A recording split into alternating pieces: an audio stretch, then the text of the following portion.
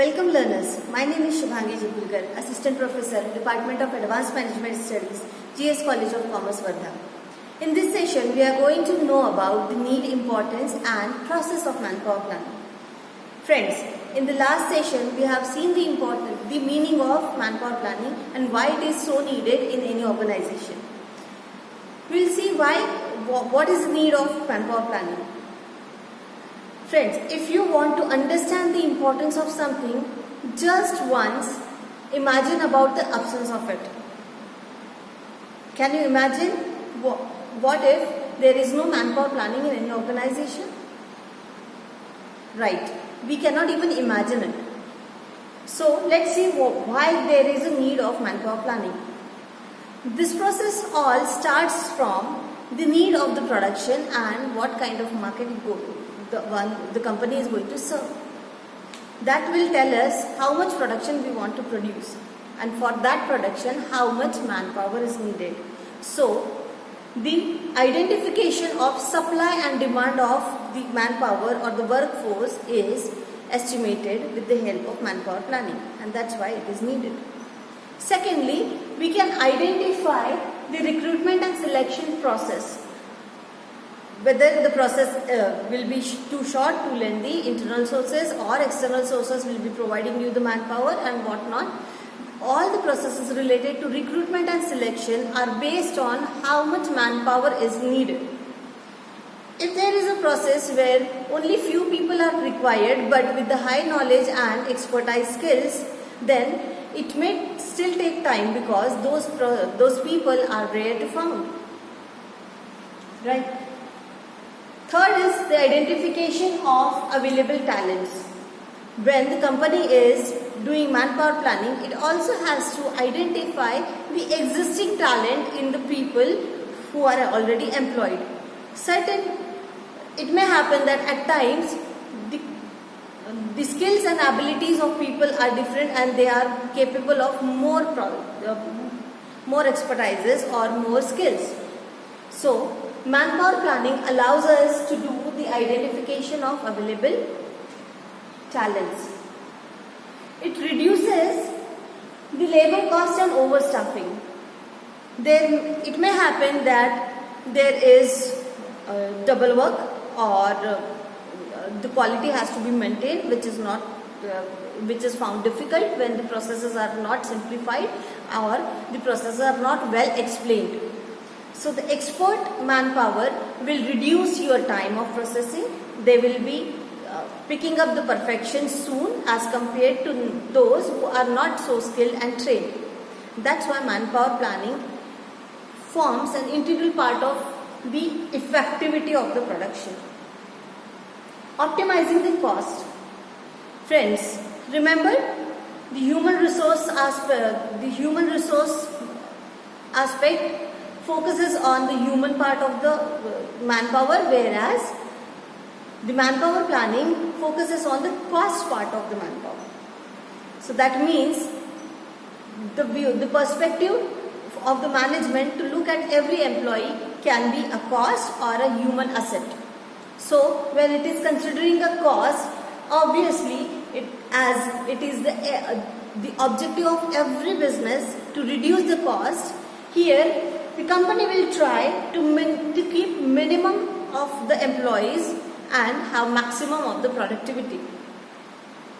Let us take the current example. There are many companies coming up with artificial intelligence, digitization and adopting the latest technology, which is about to reduce the human interference and requirement of number of humans at the workplace. So what is going to happen in this case? The company will estimate, it will depend how much adaptable company is to this new technology, and if once it decides that okay, it is going to have this new technology imbibed in its system, the number of employees will be cut short. Then again the planning will be how many employees and which employees to be removed from the job, or they might be replaced by these new technologies like robots. So reducing the labor cost and overstaffing. Overstaffing is also a problem in many companies, whereas especially the government organizations, where we can see that the work allotted to the employees is found less. So effective employee engagement policies can be better drawn with the help of manpower planning. So this is the need of the manpower planning. Let's see what is the importance of manpower planning.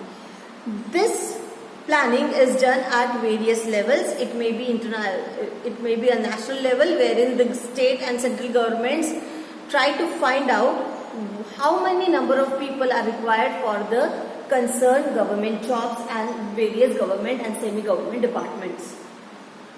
At industry level also, every industry will forecast the number of employees required, and that's why they can then only issue the number of vacancies to be filled for supplying this manpower. Sector levels and unit or micro levels. So the manpower planning is done at both levels, micro level and macro level. And that's how your government vacancies or private job vacancies are coming in. Because of COVID, we are estimating that many jobs are at risk, but still people are not losing them. IT companies have shifted their employees from the workplace to work from home, where they are giving them the full salary and also allowing them the flexible working hours. Once the pandemic is over, it is estimated that many companies from China will come to India for their production. That time, we are hoping that there will be number of new jobs created for the Indian people. So that also forms at the manpower plan, as a part of manpower planning at national or industry level, like the manpower needed in IT industries. So this is the importance one. Let's see how this manpower planning starts and continues. So the first and foremost stage in the manpower planning is forecasting the demand. How many processes are coming in and how many people will be required to perform those processes. So the first stage is to forecast the demand of the manpower.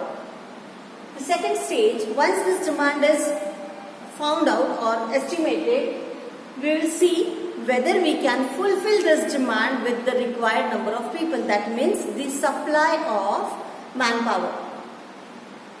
Once the demand is forecasted, the supply is estimated, we will see if we are requiring 100 number of people, whether that 100 number of people are available.